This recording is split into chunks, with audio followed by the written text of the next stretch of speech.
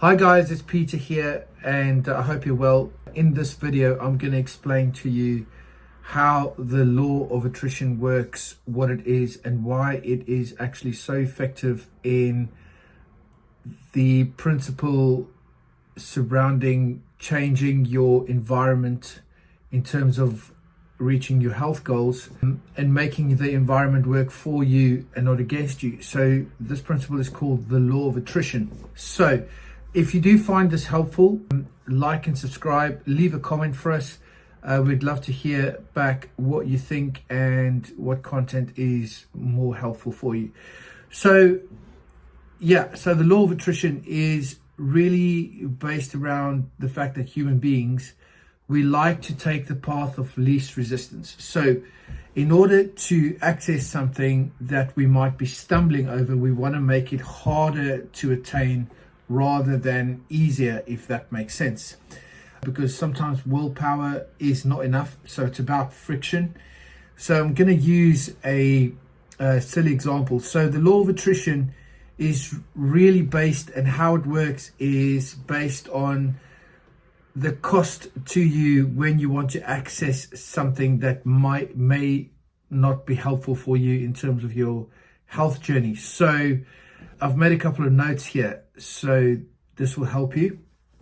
So the cost to you might be your time, your energy, your effort, or convenience. Okay, we have become quite lazy by nature as human beings, and as such we can actually make that work for us and not against us. So let's say, for example, that your weakness is the biscuit tin by the kettle.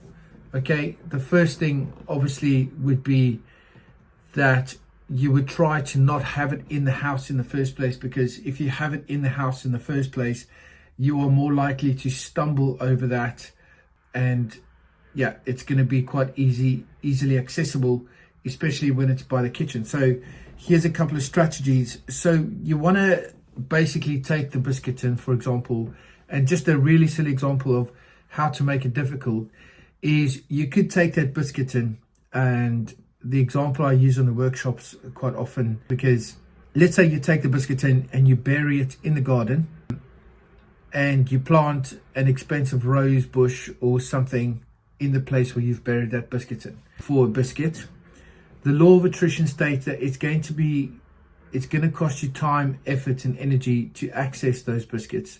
So you're more likely to leave it rather than go and access more, especially when it's not in the house. You know, it's going to cost you time and effort to go to the shop or go online and order whatever. So it's going to cost you time, effort, energy. But the way you can make it work for you is by having healthier snacks instead in your environment. So healthier snacks, so the fruit bowl by the kettle instead of the biscuits. Put them within reach, make it visible, and make it really effortless for you to access them, and then the environment will then support you. You reduce the excuses, so you don't need motivation to choose better behavior. Rather, the environment really does the heavy lifting for you. So when you increase friction, if you make unhelpful behaviors harder to reach, less visible, more convenient, and time consuming, you will probably not repeat those behaviors because they're just not convenient for you. So it removes the pressure of relying on willpower. It supports change automatically. It reduces the emotional and the mental load. It makes positive behaviors feel more natural, and it helps breaks negative habits without shame or force. So these are the things that I would recommend.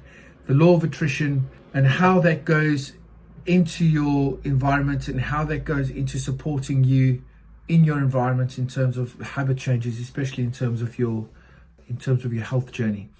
So I hope that helps you for today. Leave us a comment. If you like this comment and you find it helpful, leave a comment below and we'd be happy to record more of these. Cheers. Have a great day.